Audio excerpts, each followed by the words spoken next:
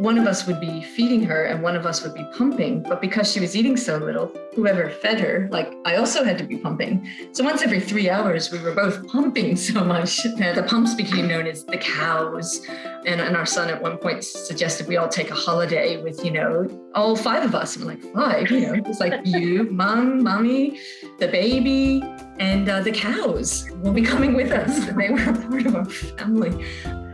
Welcome to the Breastfeeding with ABA podcast. It's a podcast brought to you by volunteers with the Australian Breastfeeding Association.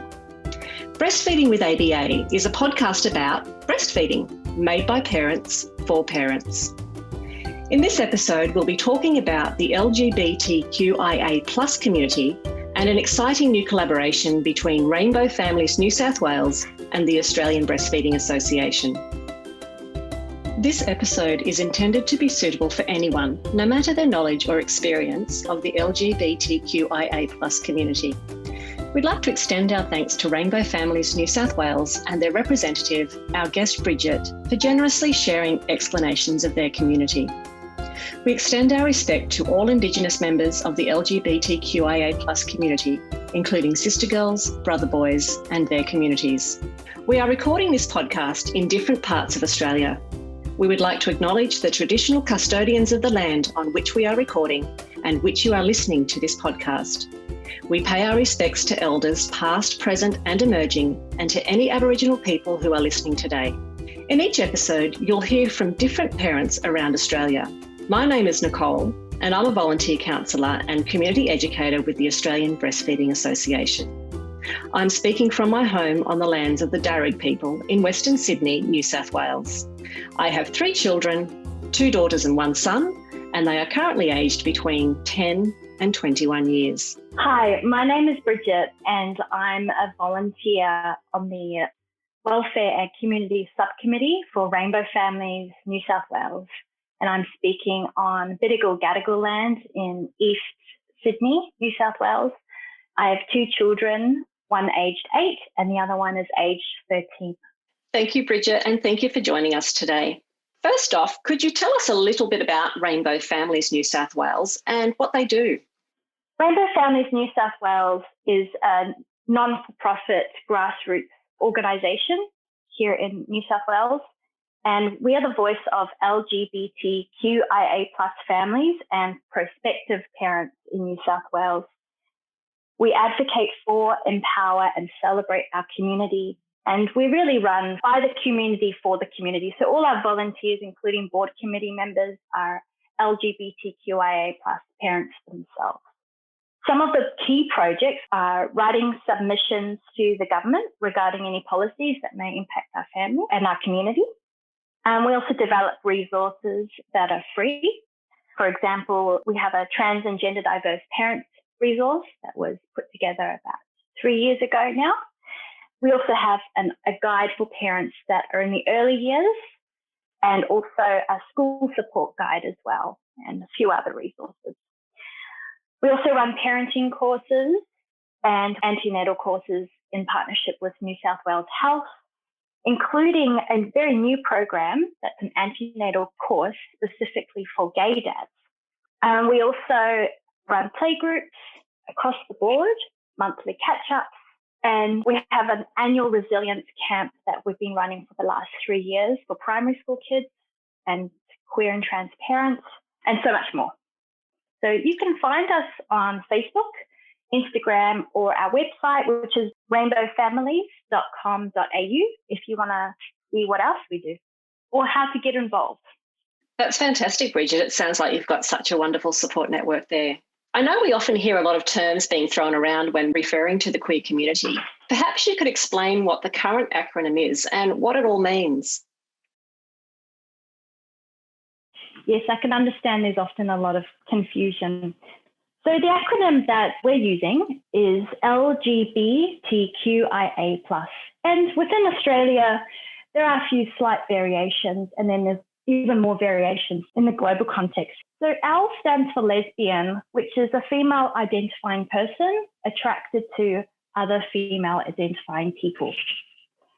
Then you have the G for gay, a male identifying person attracted to male identifying people. Although gay can also be used for anyone in a same-sex relationship as well. The B stands for bisexual. The bisexual community is quite diverse in itself, but it's really folks that are attracted to female identifying folks and male identifying folks, or beyond genders. Then we have T, which stands for transgender. And transgender is someone who's been assigned a sex at birth based on the appearance of their genitals, but their gender identity, which is an internal feeling that you have about yourself, is not in line with that sex that has been assigned to you. The transgender community is really diverse in itself, and many trans folks really go on their own journeys. I just want to acknowledge that there is no this is what it means to be transgender. And then you have Q for queer. So queer has been used as a derogatory term in the past, and actually it still is sometimes, but the community has reclaimed this word in terms of an empowering word. Someone who might use the word queer could be someone who's in a same-sex relationship and they just identify with that word more. Someone might identify with the queer political movement, the gay rights movement, and that side of things. Someone might not quite fit into all the other experiences and feel that queer is the better term for them. People use it for various reasons. And then we have I for intersex. And the intersex community are a diverse population with many different kinds of body, sex characteristics, sex assignments, genders, identities, life experiences, and terminology and word preferences. Intersex folks share in common an experience of having innate sex characteristics that differ from medical norms, I'm using quotation marks here, medical norms of female and male bodies. So this is about bodily diversity. That definition is actually from the Intersex Human Rights Australia page, and they do a lot of advocacy work and education. And then we have A. Now, A stands for asexual. Some people get confused and they think A stands for allies, but A stands for asexual. And the asexual community is quite diverse as well. It's quite a spectrum. And basically, an asexual person does not experience sexual attraction. So they might experience romantic feelings or sensual attraction, but not a sexual attraction. So there's a few differences there. They're not drawn to people sexually and do not desire to act upon attraction to others in a sexual way. There's a lot of information on the website run by AVEN, and they are a global organization that do a lot of education around asexuality, because it is one of the communities that is often misunderstood, and there's a lot of myths. So, for example, some asexual people do have sex, and some actually do sometimes enjoy it, and there are also asexual parents. And then the plus on the end. So the plus is actually really important. The plus acknowledges that this is not the full story of our community and that it's really even more diverse and expansive. There are so many more identities and orientations out there. And I just want to acknowledge that some of these experiences and identities within the acronym also overlap as well. So, for example, my partner is a trans woman and she identifies as lesbian. So a few other words that I'm just going to explain. One of the words is cisgender. So we're starting to hear that a lot more now. And cisgender is really the opposite to transgender. So cis literally means same in Latin. So cisgender is someone who is assigned sex at birth based on their genitals, and their gender expression, which is that internal feeling inside, that connection of yourself with the gender, is in line with the sex that you were assigned at birth. And then another word that seems to pop up a lot is cishet or cisheteronormativity, which is quite a big mouthful. And that's really a societal assumption that folks are cisgender and heterosexual. So some other words are birthing parent. So birthing parent is the person who births the baby. Feeding from the body, which is a fairly new term actually, when a baby or child is being fed from a human by being attached to their body around the nipple. So it could be even used for someone who is using like a supplemental nursing system, for example, so feeding from the body. And then the other word is lactating parent. So this is the parent whose body is making milk for the baby or a child. And there's so many other words out there. So I'm just going to really encourage the listener to utilize Google, because we're at a time where there's an abundance of knowledge and information on Google, like actually really good information. Just take the initiative to do that yourself as well. So what are some of the scenarios that members of the queer community may find themselves in when it comes to breastfeeding their children? Yeah, so a few scenarios that may come up could be, example number one, it could be a couple and they're going to have their first baby, and one of them is the birth parent who is a cisgender woman and her partner is a transgender woman. And together they both decide that, it would be lovely to co-nurse. So co-nursing is about sharing the nursing relationship with another person. So you're both feeding the baby from the body. So that might be one situation. So how would a trans woman, whether she has taken hormones to support her transition or not, how can she get support? That might be one scenario that might come up in our community. Another example might be a trans masculine man, so someone assigned female at birth, however identifies as male, who might be a single parent and considering having a baby via sperm donation. And perhaps as part of their story, they have had chest surgery and they would like to feed their baby from their body. So that might be another scenario that might come up. So how would that, how could that person get the information and support? Another situation that may come up, which I've actually heard of overseas, is two cisgender gay dads having a baby via surrogacy and really wanting to feed their baby human milk. So that might be another situation that could come up. So they might look at perhaps some donor milk, or they might look at some support using a supplemental nursing system. Another example might be similar to the first one around co-nursing. So there might be two cisgender women, and one of them is going to birth the baby, and they would both like to feed the baby through co-nursing. Elke and Andrea live in Melbourne with their children, a 7-year-old boy and a 3-year-old girl. Elke is an environmental lawyer and Andrea is an evaluator. Elke, Andrea, could you please tell us a little bit about your family? Well, I guess we're fairly mundane family living in Melbourne, occasionally drinking too much coffee. We've got two mums, and I've got an American accent, so apologies for that in advance. So I did not grow up in Australia, Elke did. And our kids, one goes to primary school and one's in kindy, and we all live in the same house. Fabulous. So perhaps you'd like to share with us a little bit about your experience feeding your babies. Obviously, as a lesbian couple, we had to go through sourcing sperm somewhere else. So our story of coming to having babies at all was pretty lengthy and complicated. So we ended up each carrying one child. So I carried our son, Andrea carried our daughter, which wasn't plan A, it was plan FW, somewhere there. It was a long way down the plan list, but that's how it happened.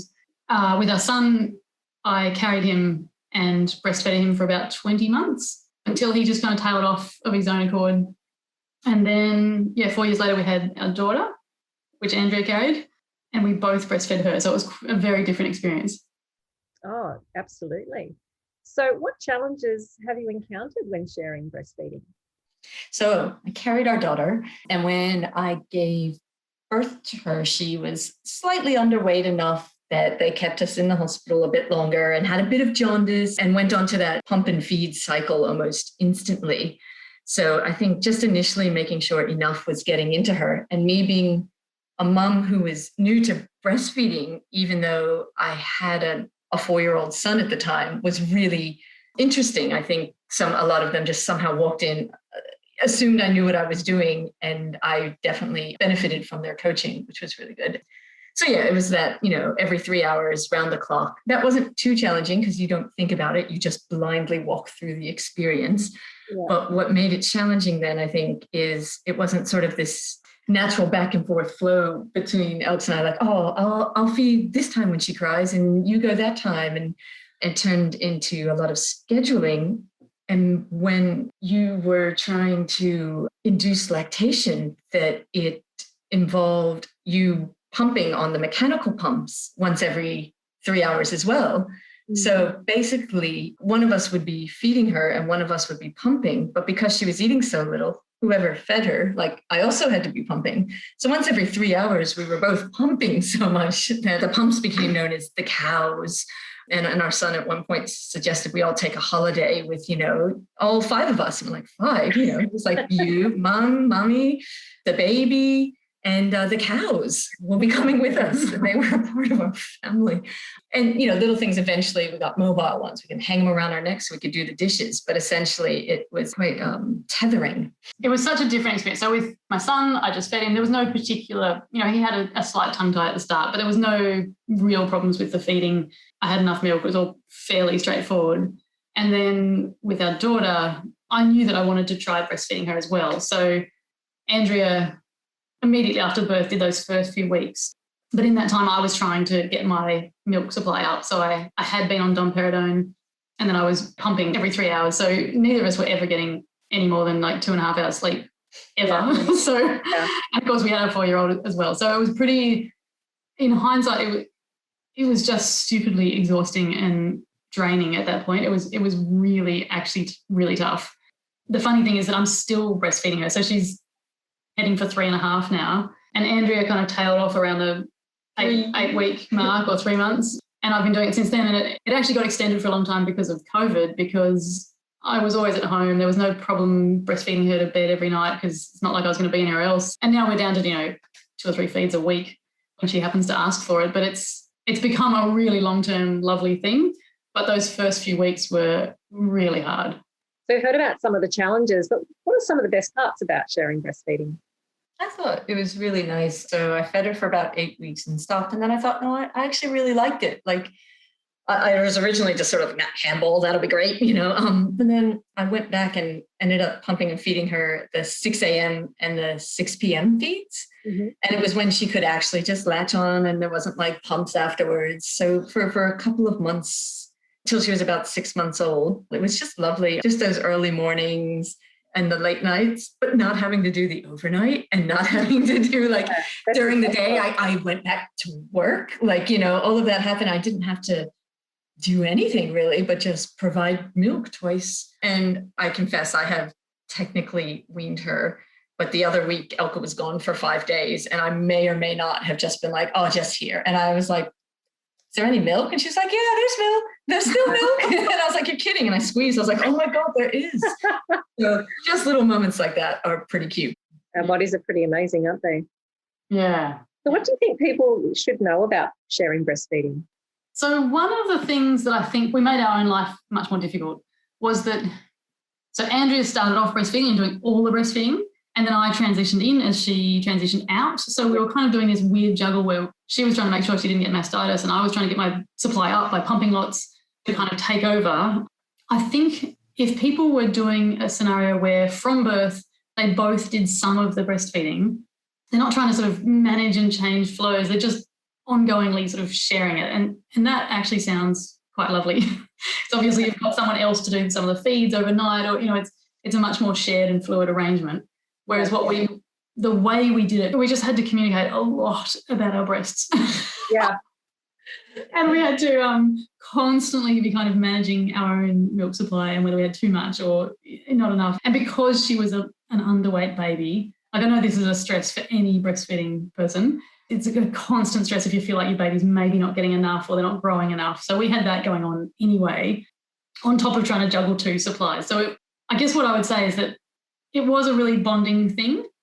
It was also a difficult thing. So I would say that people would need to think about their communication styles beforehand and really prepare themselves for having to just communicate constantly about managing the breastfeeding, but also think about what style they want to do. If they just want to do that ongoing role where someone might pick up the 6 a.m. feed, ongoingly, then that sounds much more manageable to me than what we did.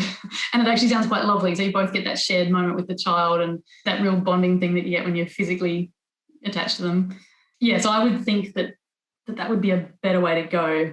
But I think one of the other really lovely things about what we did was that we're in no way the first people to do this, but it felt a bit groundbreaking. Any number of friends kind of turned to us and said, what I wouldn't have done to have a spare pair of breasts in the house that could feed the baby occasionally.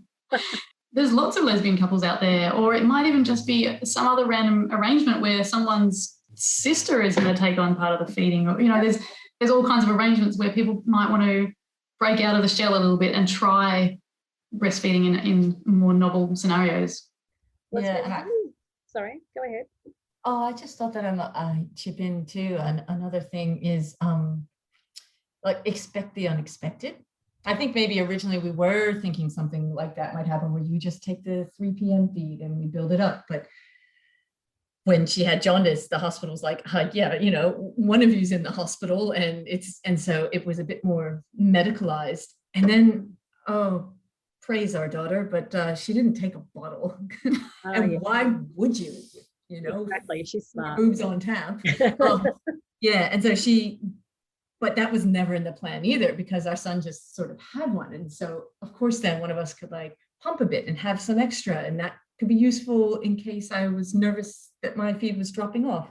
So there was elements like that, what worked for one kid probably didn't work, may not have worked, assuming, your first child went like this, so your second kid will go like that. Yeah. I think that could apply universally to any family, but even more so if you read a case study or hear a story, don't assume that, that's what sharing breastfeeding looks like. It's quite a unique and individualized journey, just like breastfeeding is, so too is sharing breastfeeding. Yeah, we certainly know of couples where one of the couple has done all the breastfeeding and the other one hasn't, and kind of regrets it, now that her children are older, sort of regrets that she didn't try it at least. And I'd hate to think that was the case, because there's so many other ways to connect with a child. But if people are thinking about it and are thinking they might want to try it, then it's worth sort of going into it with your eyes open that it can be pretty challenging. And I was lucky that my milk supply came in, maybe because my body had done it before, but it might not have, and that would have been challenging in itself, because if my partner's breastfeeding and I want in on it, but I can't get enough milk, there's all kinds of emotional, territory there that you might have to deal with each other about how your own relationship to your milk production and your relationship to your child, and then your relationship with each other. I don't want to put people off and say that it's fraught, but it really was a challenging time for us. But at the same time, we kind of look back at it and really cherish it as well, that we both breastfed her. So I think it's worth it if people want to try it. It's definitely worth investigating. It's like a lot of things in life, isn't it? Often the most challenging can be the most rewarding. Yeah. Why have you chosen to share your story with us? There's a growing amount of resources, which is pretty exciting. I mean, even for us, definitely as we chatted, some consultants had some ideas, but most of the ideas is about inducing lactation, not so much about sharing, rainbow family sharing, however you want to look at it. And so I think just continuing, if you know someone who's done it, encouraging them to contribute their story and publish and get out the words out there, because there was limited amount of knowledge on this topic. And I don't know that we had anybody that we could have chatted to about it. That's why we're happy to do podcasts like this. But just if anybody else has any knowledge, please, by all means, get in touch with the ABA and get that knowledge out there, because it's going to be useful. Thank you, Elke and Andrea, for sharing your story with us and our listeners. Bridget, we've heard why support and information was important for Elke and Andrea. You do a lot of amazing work supporting the queer community. Why do you think the queer community needs support to feed their babies? And how is it different to support that has traditionally been given to cisgender heterosexual couples? Well, we need the support because queer and trans parents have every right to be able to nurture and nourish their babies just like everybody else. We also love our babies and children, and we should also be able to access good support and education. And I know many people might say, but the education and support is out there. And that's true, it is out there. There's a lot out there, but there's still a lack of understanding of the LGBTQIA plus experience of journeying through life. And many services, especially in the pregnancy, birth and lactation world, are still very gendered and not affirming or inclusive. So there's still this assumption out there that of how a family should look, even though we like to feel that we have moved past that, but it's a huge experience from, it's how we're being conditioned, is what I'm saying. Yeah, so there's still a lot of prejudices out there and assumptions, and, a lot of, transphobia and homophobia and, all the phobias. And this is actually really very harmful. And then on top of that, I think most people are quite well aware by now, but the LGBTQIA plus community as a whole does experience very high rates of mental health challenges, trauma, and also suicide as well. So finding services that are affirming and inclusive and equitable can actually be life-saving in that way. Many LGBTQIA plus parents are also not so much in connection with their own families.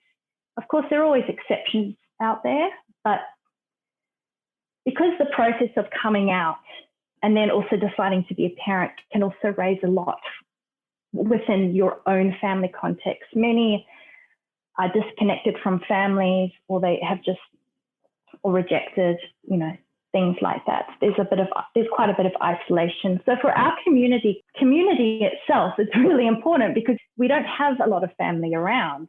So this project, even though it is very much about giving information, I think one of the things that is going to come out of it is the feeling that you are being seen and you are hearing other people's stories from your community, and you get to actually see other people that are from the queer community.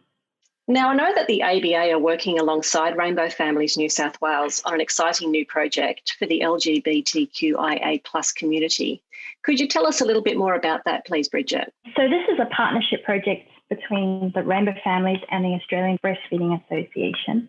A couple of years ago, Rainbow Families did a community consultation, and it was found that there was a significant gap in support services for LGBTQIA plus families that were looking for support specifically around lactation and human milk feeding. So with that information, Rainbow Families obtained funding from Lush and the Vasudhara Foundation to cover the development of this specific resource. And also part of that was acknowledging that this would need to be done with folks that are knowledgeable of lactation and infant feeding, and of course the ABA. That's how that relationship came to be. The project consists of a resource and 4 pilot lactation education classes that will be run over a year, and then of course an evaluation after that. So the resource, which initially started as a booklet, has now turned into a book, because we've realized and have learned that the Rainbow community is so diverse, and because we really want to get as much information to the community, it means that we've had to put a lot of education and information in the resource. So this has been put together by both Rainbow Families and particularly the ABA, all the knowledge that the ABA has. And this resource also includes personal stories, which are really lovely because they're stories shared from the community. And I really want to thank the parents that offered their time to send us those stories. We also have lots of beautiful photos that are of queer and trans parents that Rainbow Families New South Wales actually contacted Rainbow Families Queensland, and they supported us in sourcing a photographer and also gaining some photographs from the community in Queensland. So this resource, even though it's put together with Rainbow Families New South Wales, I feel like it's an Australian-wide resource. We've also had a lot of input into the resource from other ABA counsellors, including many ABA counsellors who are also from the the Rainbow community. We've also had some input from the intersex community as well in terms of some of the language in there. So the resource is also written using inclusive language. So I know that might be a bit different from a lot of other ABA resources, but inclusive language is really important for our community. A lot of time has been spent really trying to use language to the best of our knowledge in this resource. We know language is always changing, so the idea is that in 2 years' time, we will review the resource and also update any research, because I also understand that in this field, there's a lot of new research coming out as well. It has taken a while because it's been such a huge project, just that resource in itself. And now we're at the stage where we're actually starting to look at the lactation classes. And the lactation classes will be taught by ABA counsellors with the support of Rainbow Families as well. But because of the content, it does mean that a lot of what is being taught now is needs to be rewritten, and also some new stuff needs to be added in as well, so that the information in these classes are really specifically for the people that are attending.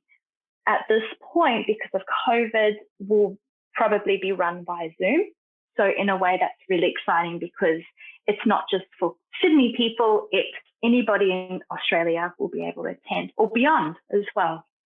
And this project's really exciting because even though there is some information out there for Rainbow Families, most of it is international, and that's fine, but a lot of people are looking for local knowledge now, and especially within the Australian context, because we do have different experiences here in Australia as LGBTQIA folks. Fantastic. Thank you, Bridget. So just, I guess, really affirms why these resources are so important. Yes, that's right. So for more on this topic, you can go to the ABA's website at breastfeeding.asn.au and check out the show notes for a link to this episode's blog post, which contains further links and information. To speak to a breastfeeding counsellor, call the National Breastfeeding Helpline on 1800 686 268. Or you can also use live chat, available via our website at breastfeeding.asn.au. Find your local ABA group by visiting our website, where you can also find loads of breastfeeding information and a link to join the association as a member. You might also like to join our Facebook group to continue the conversation. Just search for Breastfeeding with ABA. Please answer the 3 joining questions so that we can add you quickly. As volunteers with the Australian Breastfeeding Association, we follow a code of ethics that guides us online and in person. To keep things neutral, we interact respectfully and non-politically. You can learn more about our code of ethics on our website at breastfeeding.asn.au. We would love it if you could share this podcast and our website with your friends and family so that other families can use this information and find support too. Thank you for listening, and thank you for joining me today, Bridget. It's been lovely chatting to you. Thank you, Nicole.